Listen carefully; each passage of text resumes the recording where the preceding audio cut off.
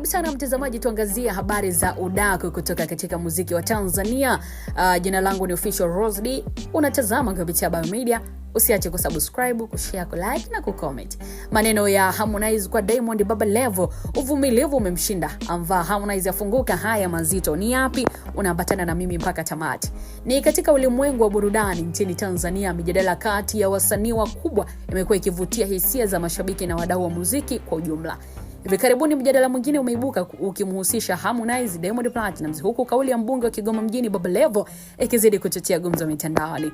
Ni kupitia chapisho lililosambaa kwenye mitandao ya kijamii, Baba Levo alimshauri Diamond Platnumz kutojibu kauli za Harmonize, na ushauri huu ulikuja baada ya Harmonize kudaiwa kuzungumzia changamoto za kiuchumi anazopitia, jambo lililozua hisia tofauti kwa mashabiki na wadau wa muziki. Kauli ya Baba Levo ilikuwa inasomeka hivi: usimjibu Harmonize, hujakosea kuishauri serikali.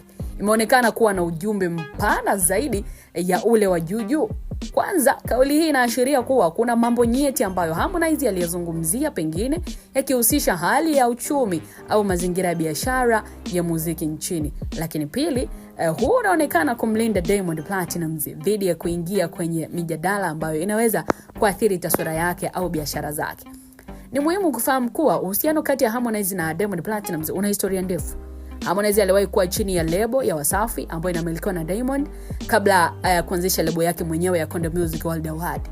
Tangu kujitenga kwake, kumekuwa na vipindi vya ukaribu na pia misuguano ya hapa na pale, hasa pale kauli za moja kwa moja zinapotafsiriwa vibaya kwa upande mwingine. Kwa upande mwingine, mashabiki wamegawanyika katika mitazamo tofauti. Wako ambao wanamuunga mkono Harmonize wakiamini kuwa ana haki ya kueleza changamoto zake na kutoa maoni yake kuhusu hali ya maisha au tasnia ya muziki.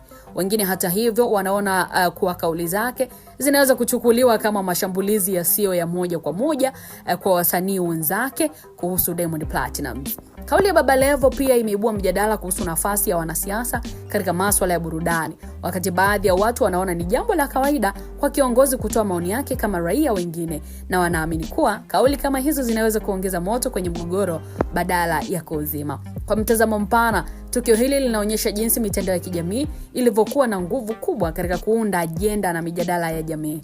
Kauli moja inaweza kusambaa kwa kasi na kuibua mijadala mikubwa ndani ya muda mfupi. Lakini pia inaonyesha kuwa wasanii wakubwa kama Harmonize na Diamond Platnumz wana ushawishi mkubwa, hivyo kila wanachosema au kufanya huchambuliwa kwa kina na umma. Kwa kumalizia, ushauri wa Baba Levo unaweza kuchukuliwa kama jaribio la kupunguza mvutano na kulinda hadhi ya wasanii husika.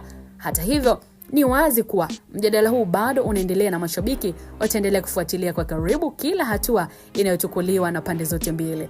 Kinachobaki kuwa muhimu ni kwa wahusika kutumia busara na hekima katika kushughulikia tofauti zao ili kulinda tasnia ya muziki wa Tanzania ambayo imeendelea kukua na kupata heshima kimataifa.